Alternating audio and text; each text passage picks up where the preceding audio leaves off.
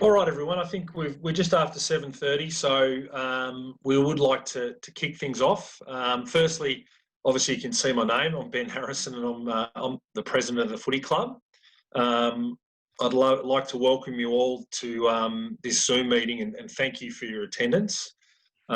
We've gradually gone from our coaches, our team managers, our trainers, and now it's all members Zoom meeting. So welcome to parents, carers, welcome to some players who I know are jumping on and keen to hear how training is going to commence on the weekend. And we certainly thank you for your attention, because it does mean that you care about the footy club and obviously about the safety of all your family members, which is really important to us as a committee also. Just for the boring stuff to start, the Zoom meeting, a lot of us have been in a lot of these, but I will repeat that it is best if we mute. If you're not speaking, you mute yourself, and that just allows no interference as we go. That would be great. We do want this to be an open forum, and for that reason, there is a chat box that you can see at the bottom of your screen.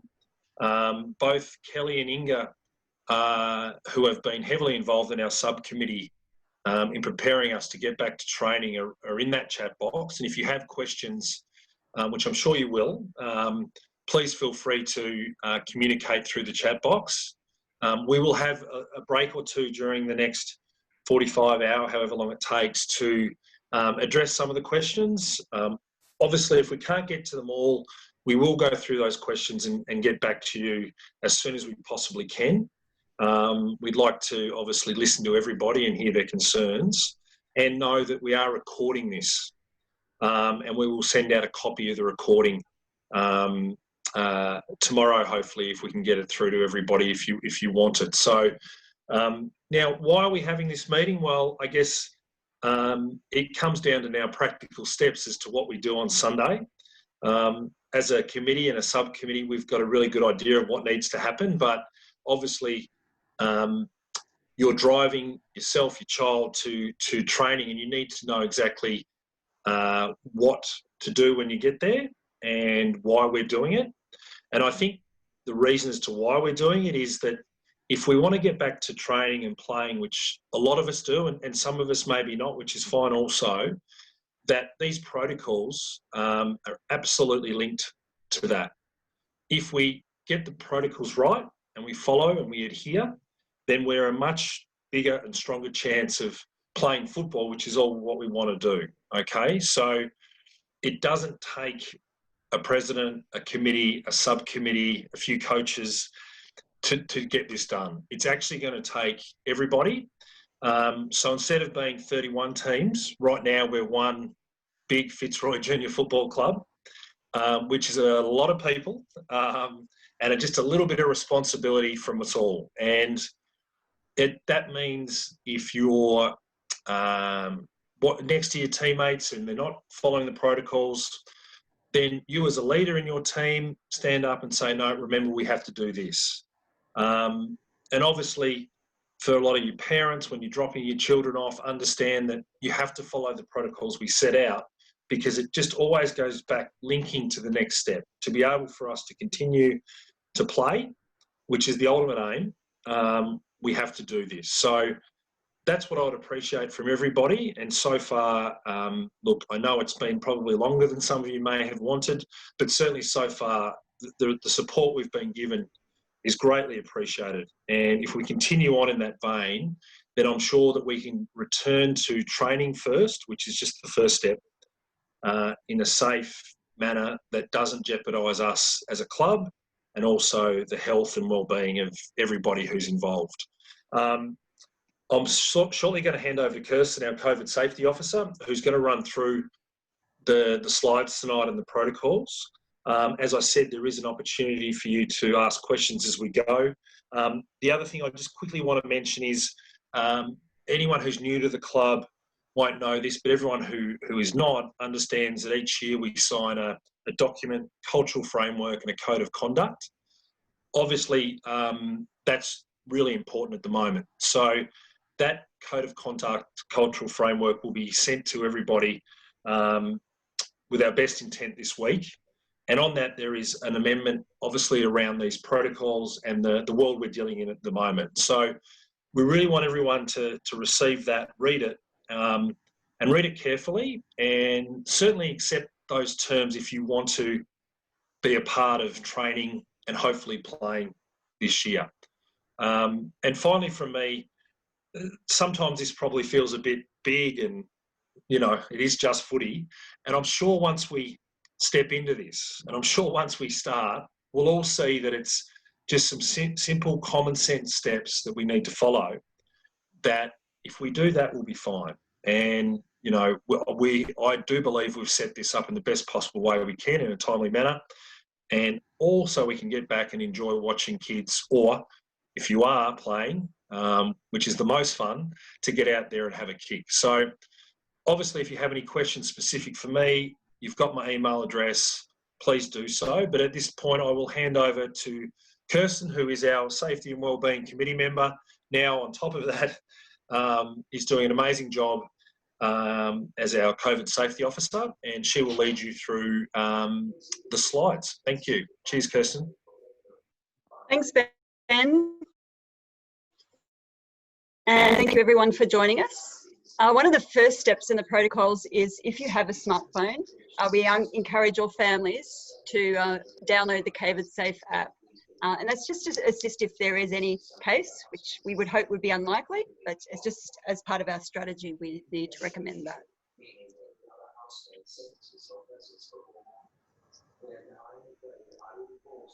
So my role as the COVID Safety Officer is really making sure that all our members are aware of the return to training protocols.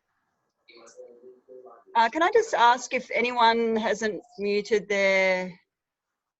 That's much better, thank you. So I was struggling to focus. Is to make sure that we also adhere to the protocols. And obviously I can't do that alone. So we'll be going through one of the crucial roles for this season, which is our COVID safety reps. I'll be the one who's responsible for keeping up to date with all the protocols as they get updated by AFL Vic. We are not making up any of these rules. We're basically being guided by AFL Vic.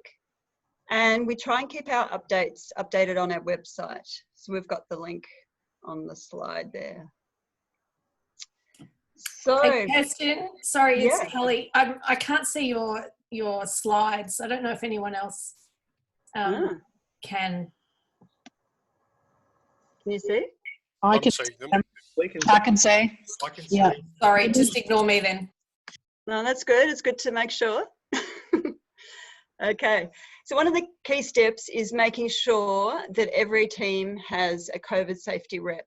And we're recommending to have at least one, and preferably two, in case someone gets sick or just to share their load.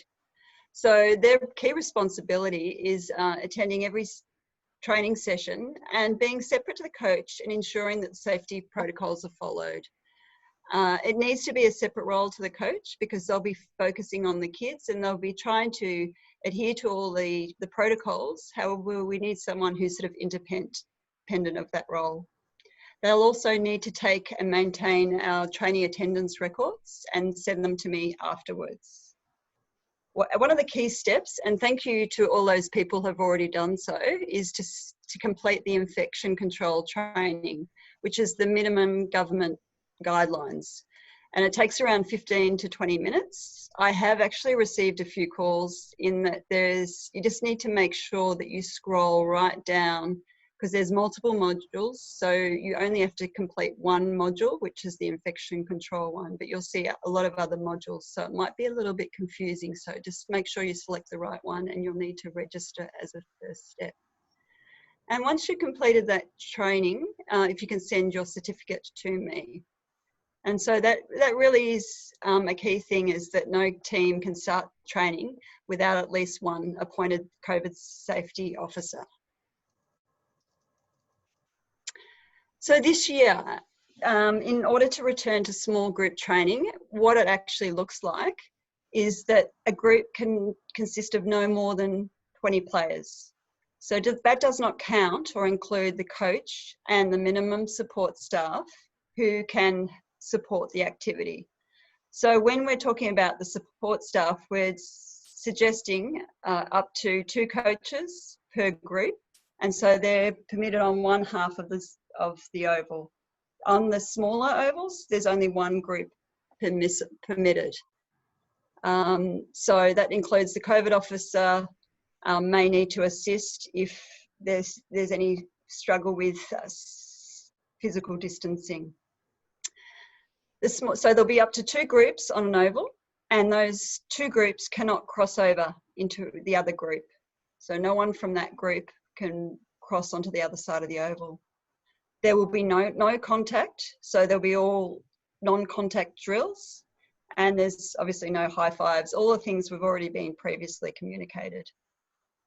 We'll have to maintain a 1.5 physical distance, which we've all been trying to adhere to already, but that's potentially going to be a bit of a challenge, particularly for the younger age groups. So that's why we really need a COVID safety rep to sort of assist, particularly with the younger age groups. No other participants, including parents or the general public, are able to enter onto the ground. So they need to stay on the other side of the boundary. And if they do cross over onto the ground, they would actually be deemed as part of the 20 group size. There will be no access to change rooms, and so we'll be having to use public toilets during this period of time. And down the bottom, there's a link to the protocols that we're following from the AFL Victoria. Now, should your child participate? I think it's been mentioned a few times by Ben and others that training is absolutely optional for all. It is okay not to train at any stage. So things that you may consider is whether your child or anyone in your household has an underlying health concern that could compromise or make them vulnerable. So anything from diabetes, I won't run through all of them, but if there's any immune conditions, it's best if we recommend seeking medical advice from your medical practitioner before returning to training. We're not asking for any medical clearance. It's just on each of your own responsibility just to seek medical advice. Another consideration would be, am I comfortable with adhering to the protocols? I would hope that most are, but if you're not, then you might consider not taking part. And the other key thing is that each family situation will be different. And also each family will have different thoughts around what's happening in the public at the moment, whether it's, there's a new group of people returning to school, or it's just whether they feel comfortable at that time. But knowing, they might be tracking the number of cases. So obviously at the moment we've got low cases. So, but each family will have their own thoughts in this area and their choice. Okay.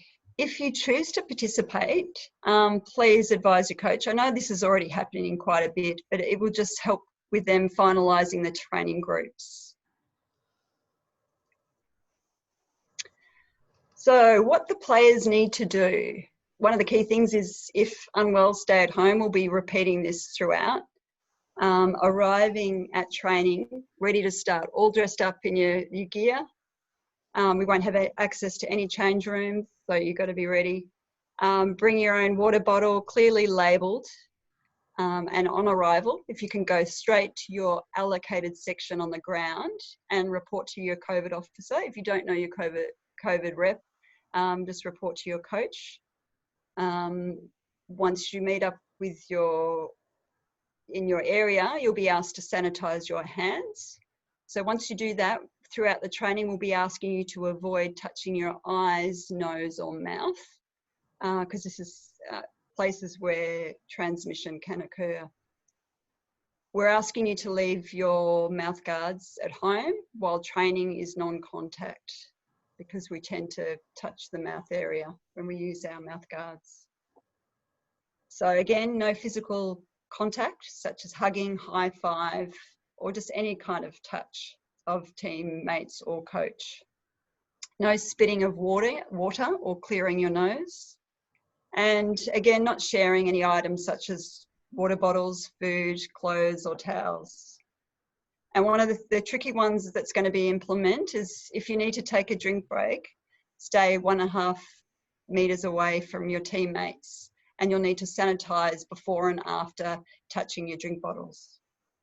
And then at the end of training, we need you to not go and touch footballs because they'll be sanitized by your coaches. So after training, you can leave straight away and sort of not congregate and socialize. Unfortunately, but you'll be having a lot of fun during your training time. So it's just one of the protocols that we need to promptly move before the next group starts.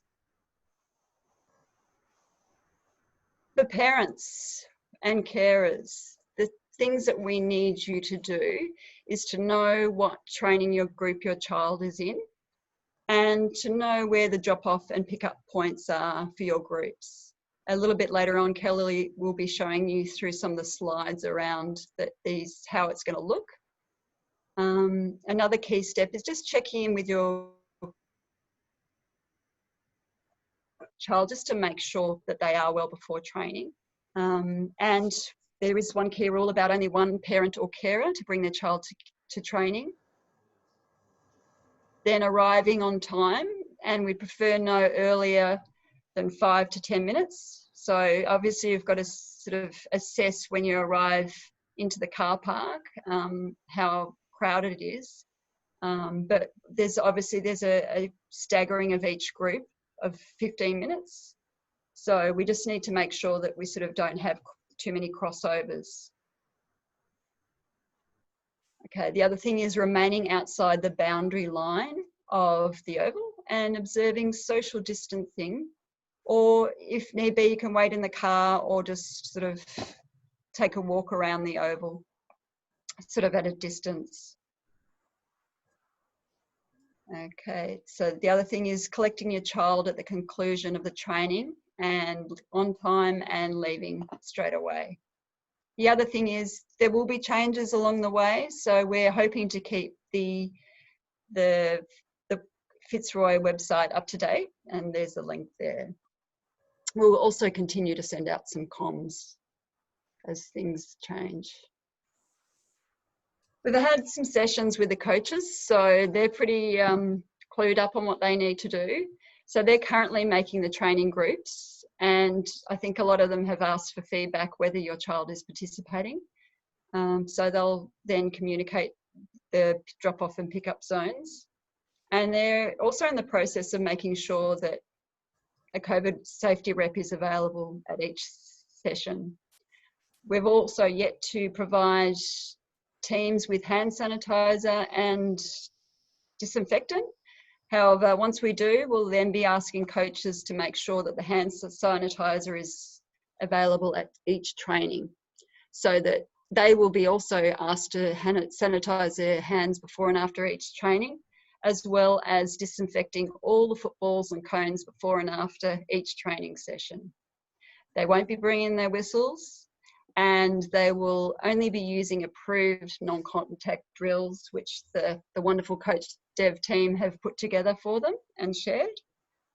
And as per everyone else, they'll be adhering to the strict physical distancing of 1.5 meters at all times.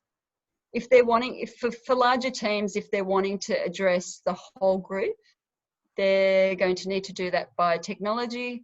So we've got a Zoom account that's available that we can share the details. The other thing is for those who opt not to train, we'll be asking them to check in and make sure that those kids are how they're doing, and there's going to be some options available for them. Now, this is going to be a tricky one. What to do if you're feeling unwell? We've already mentioned it. Please don't show up to training if you've been in contact with anyone who's sick, or if you're sick yourself. And just let the coach know, even if it's at last moment. And if appropriate, contact your GP. The really tricky one will be if anyone arrives to training showing any signs of illness, even as small as a runny nose, we will be asking them to leave the training and to go home. Obviously, that will be with the support of the COVID officer who will get in contact with the parent. But you know, we're coming into winter, so this one's going to be a really tricky one.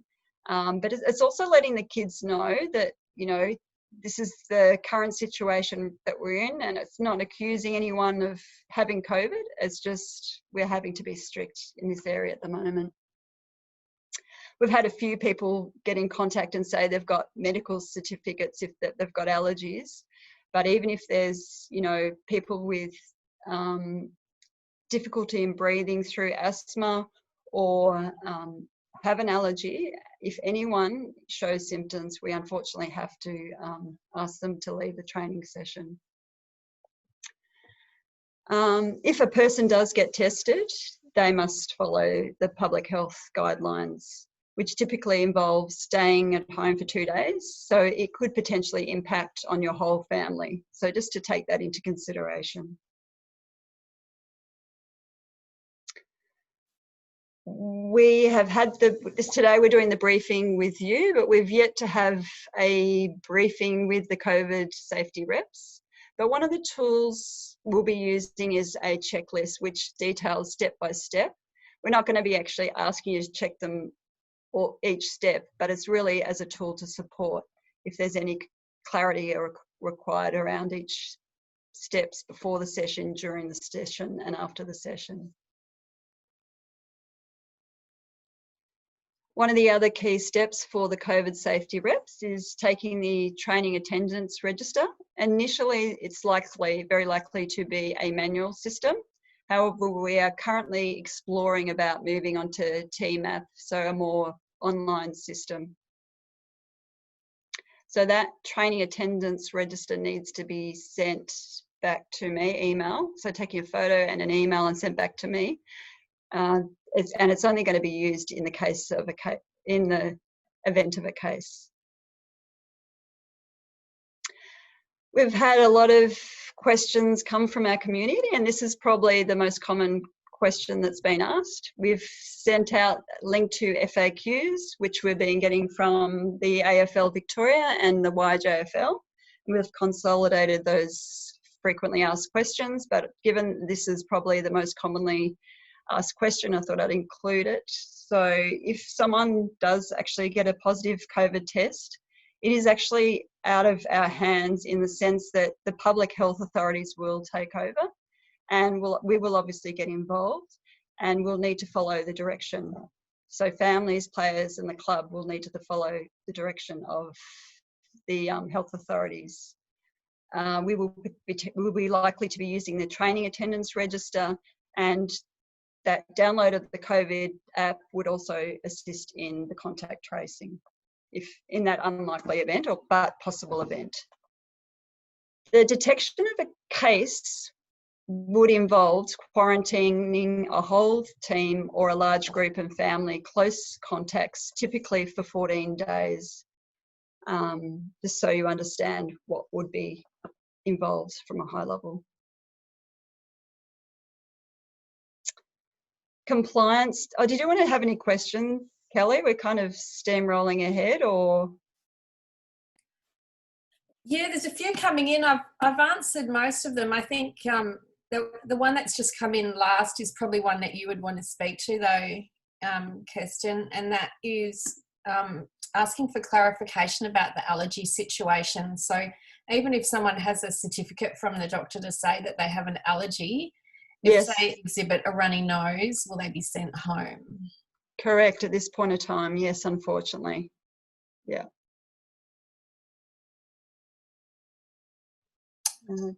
And I just thought we should probably just touch on the grounds that, yes, we do envisage that it'll be tough for the COVID officers because people will be used to having a lot of access to the grounds, and that we'll have a group up one end and a group up the other and some space in the middle that the public can't be on. So there'll be a bit of public relations work that we need to do. So I don't know if you want to expand? Yeah, that's actually a good segue onto what we're going to be talking about next around compliance to the protocols. So what is going to happen, as soon as we hit the training grounds, we'll be under sort of the watch of the public. We need to be gentle in this process. We're not going to, I think there's been some signs up sort of expressing that there is a return to training, but there's been a lot of dog walkers that are used to using the grounds. So in the first instance, we just need to, you know, politely remind them that training, but I think it's going to be clearly evident. We're also looking into potentially using the grounds manager vest for the COVID officers, just to help with sort of just speaking to the public if they are venturing too close to the grounds. But yeah, I mean, the main thing is for these COVID safety reps is they may need to remind any players, parents and coaches if there is a breach in the protocols. It's not a criticism, it's just we're just trying to stick to what we've been advised, but we're asking everyone to sort of maintain respect to each other.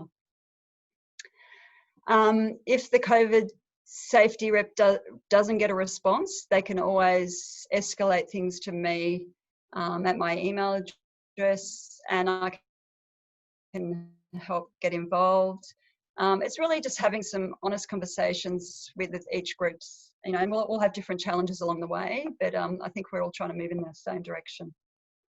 At a worst case scenario, the club could suspend someone from participating in training if they were just not adhering to the protocols. One of the things that can happen is that we can incur substantial fines of just under $10,000 for the club if we're not adhering to the protocols. And an individual can get a fine, I think it's around $1,667, so just under $2,000. So, I mean, I think it's everyone's responsibility to do our best around applying to the protocols.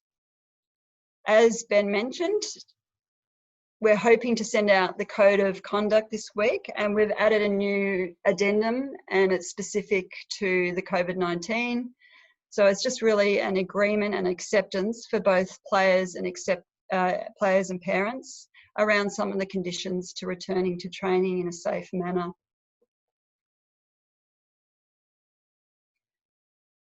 And I think I'm going to hand over to you, Kelly, for the exciting stuff.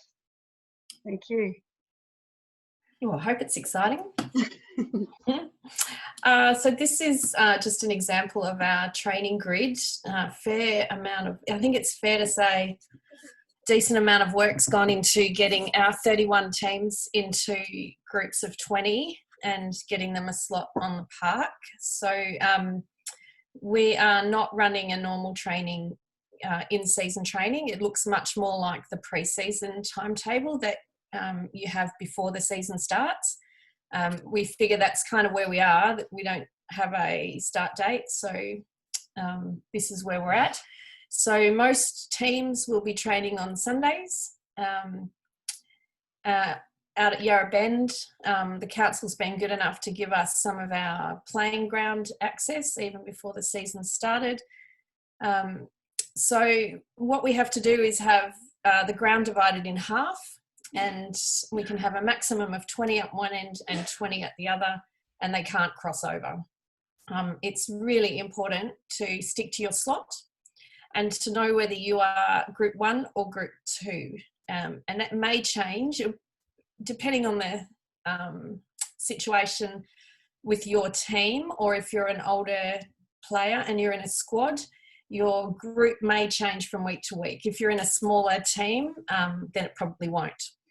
But it's important that you know what your group is, because that will affect where you need to go. For our streamed teams, so the boys from under 13s and the girls from under 16s, we will be looking to work out the team makeup as soon as possible. So those teams have got a little bit of extra time on the training grid to try and get their teams sorted. I'm not sure who's got the slide control. Me, sorry. Can I have the next slide, please? So I think this is Inga's great work, who has developed these fantastic grids.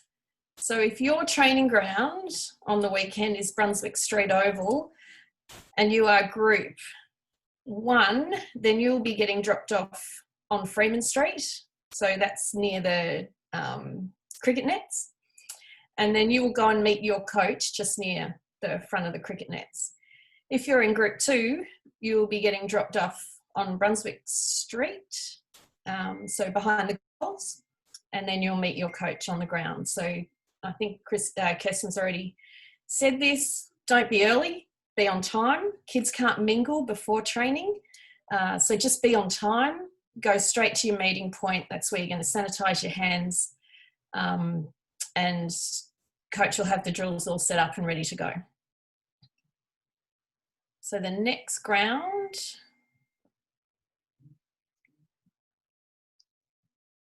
is Victoria Park. So drop off at the stands, or, oh, I can't even see where the other one is. Hopefully you can there. Oh, there it is. Do I need to move it?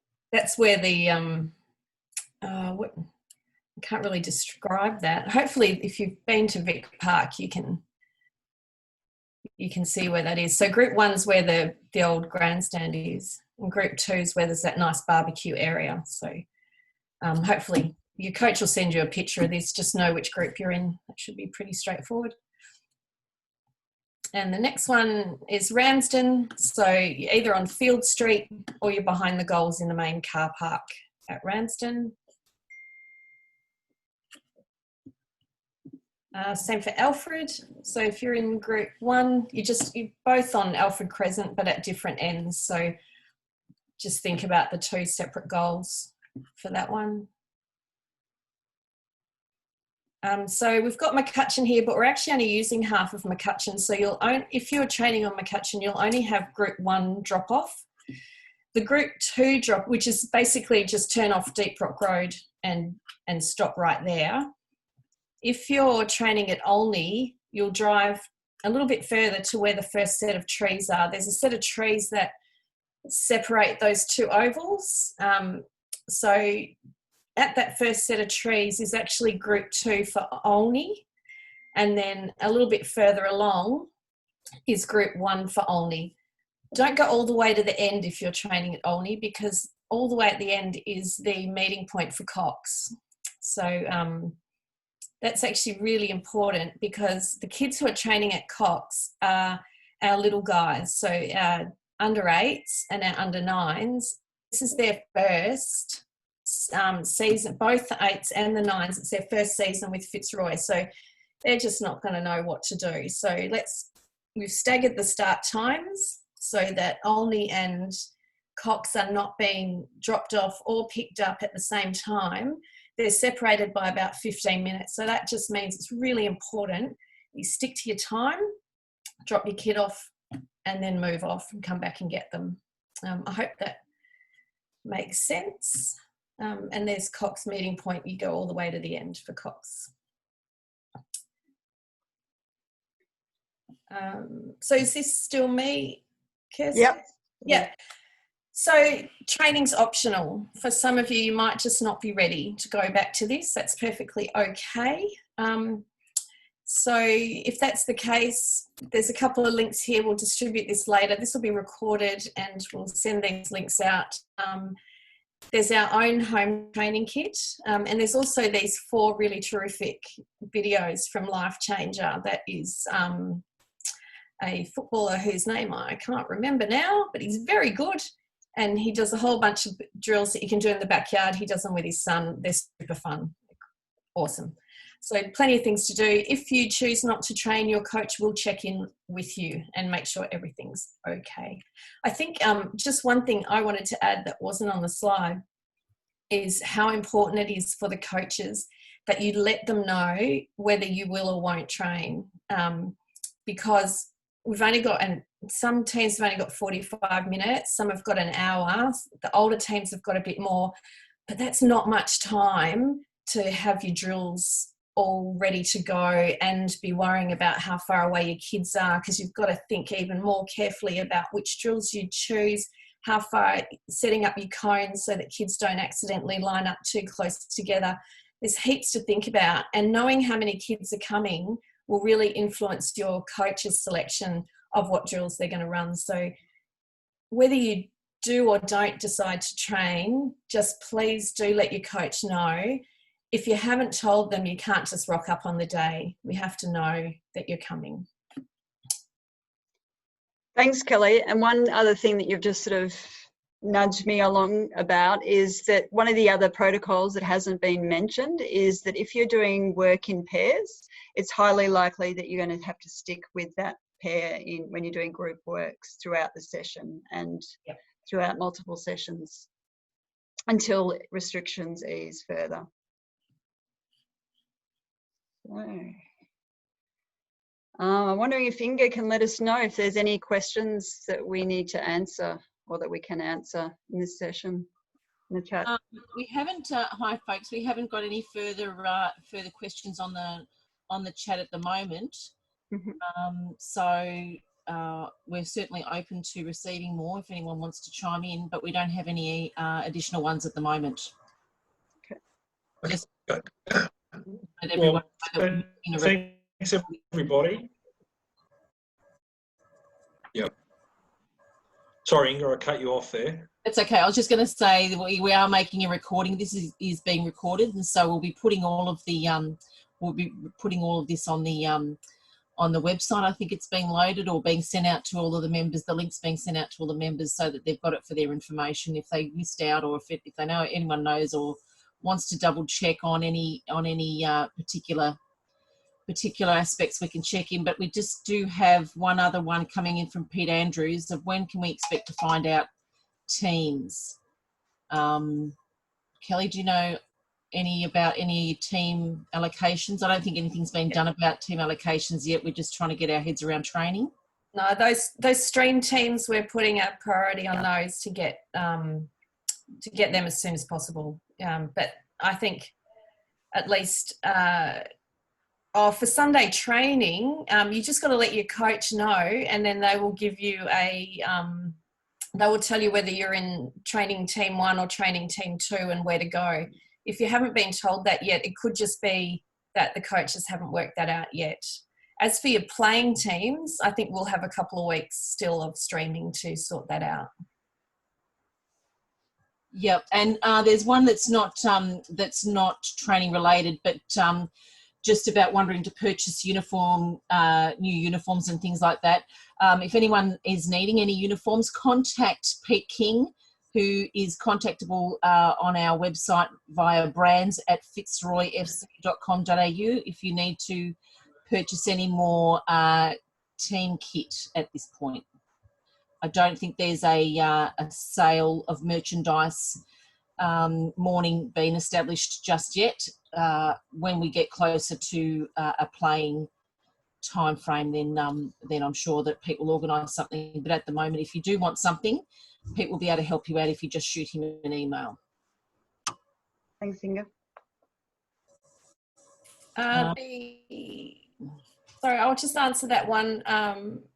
The under-13s are part of a selection process. That's still ongoing, assuming that you're talking about under-13 boys. That's ongoing. So streaming, I think you've got to give it a couple more weeks. Training times are confirmed, Andy, but only just. So I'll send out an email later tonight or tomorrow morning with the final times.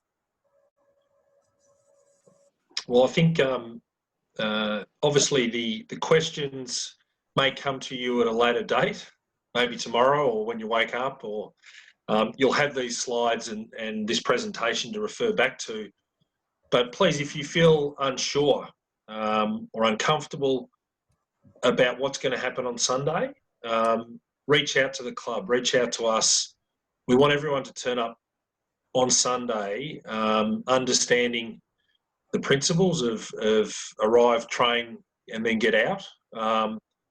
And if you're not sure about that, just ask us. And then we do this once beautifully on Sunday, and then we continue to do it. And hopefully we go from this stage to the following stage, which would be more contact training and then obviously playing. But it's just really important that we get this right. And I think as one big team, as I said, not 31, as one massive big team of a lot of people, we can do it, because it is just following some rules and protocols, and we all need to do the right thing. And I'd certainly like to thank Kirsten, Kelly, Inga, and the other members of the subcommittee who have done a huge job, as you can see by all the information and slides and the changing nature of this.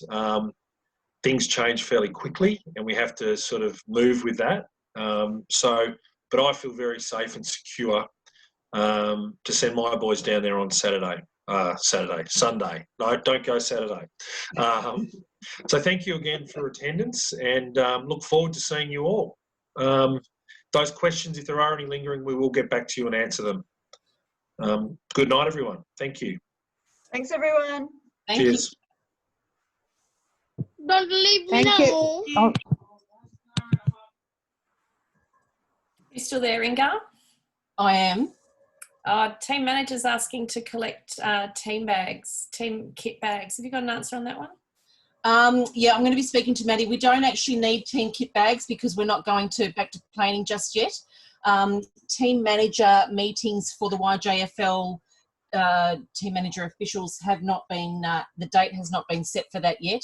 They're wait till closer to when there is a date to resume to play. And then they will be having a team manager information on, and then I'll be forwarding the information out to everybody else, and then organising for actual team kits. As far as the team managers for hand sanitisers, etc., I'll be talking to Maddie, and we might try and arrange a collection point either later this week or on Saturday for the training sessions on Sunday. I'm here, Ings. I just jumped on. Sorry, I've been tied up on another call. No, there was a question about getting the team managers getting equipment for training sessions like hand sanitisers, etc. I've got everything at home at the moment, so it's just a matter of getting together with Kristen with the registration, the team paper registration forms and what have you, and getting them sent out to the coaches. So there are a couple of points. John Armstrong and I are connecting with coaches to do any equipment top-ups on Thursday afternoon from Alfred Crescent. Yep. So that'll be extra footballs, ball bags, and all the other footy-related things. Yep.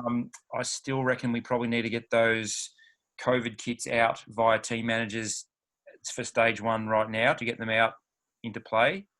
Yep. Okay. You don't want to send them out with coaches. I don't reckon we need to have that many people gathering at Alfred Crescent. But what I'm saying is the coaches take the whole kit with them, so then they meet their COVID reps at the ground. Oh, okay. Look, let's get that organised offline, and we'll communicate that to everyone once we've got that sorted out. Yep. Thank you. Good night. Good night. See ya. Maddie?